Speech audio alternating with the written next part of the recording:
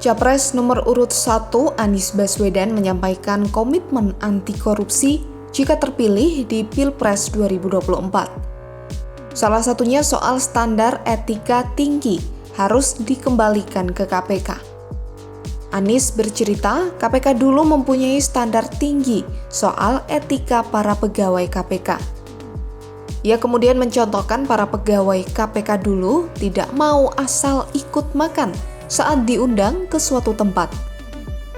Menurut dia, pegawai KPK dulu hanya makan menggunakan dana yang diberikan institusi KPK demi menjaga integritasnya.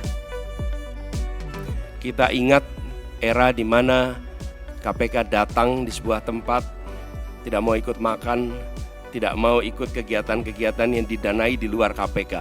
Standar yang tinggi itu harus dikembalikan di KPK. Sehingga bukan saja undang-undangnya memberikan kekuatan dan kemandirian, tapi juga di dalamnya baik pimpinan maupun seluruh staf bekerja dengan kode etik yang amat tinggi.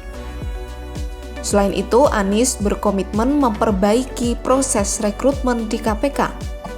Anies menginginkan agar pegawai KPK diisi oleh orang-orang yang sadar memiliki tugas untuk memberantas korupsi, bukan yang sekedar sedang mencari pekerjaan.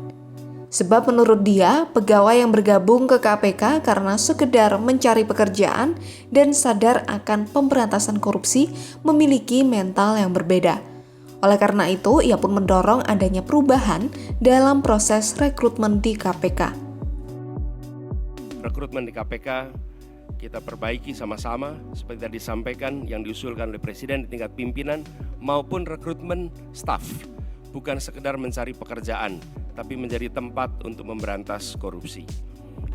Sejumlah lembaga survei menyebutkan tingkat kepercayaan KPK pada tahun 2023 terpuruk dibandingkan 3 tahun sebelumnya. Lembaga Survei Indonesia pada 3-9 Agustus 2023 misalnya. Mereka menempatkan KPK ke posisi 7 dari 10 lembaga dengan tingkat kepercayaan tertinggi di Indonesia. Kemudian survei indikator politik Indonesia pada 20 hingga 24 Juni 2023. Mereka menyebut tren kepercayaan publik terhadap KPK mengalami penurunan drastis yang hanya 73,5%.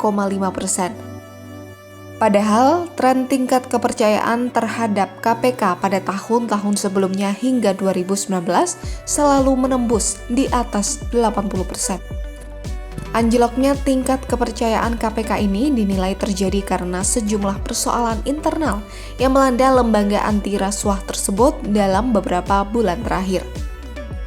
Mulai dari pungli di rutan KPK, pegawai administrasi KPK yang ketahuan mencuri uang perjalanan dinas luar kota hingga 550 juta rupiah, dan puncaknya saat Firly Bahuri yang saat itu menjabat sebagai ketua KPK ditetapkan sebagai tersangka kasus pemerasan.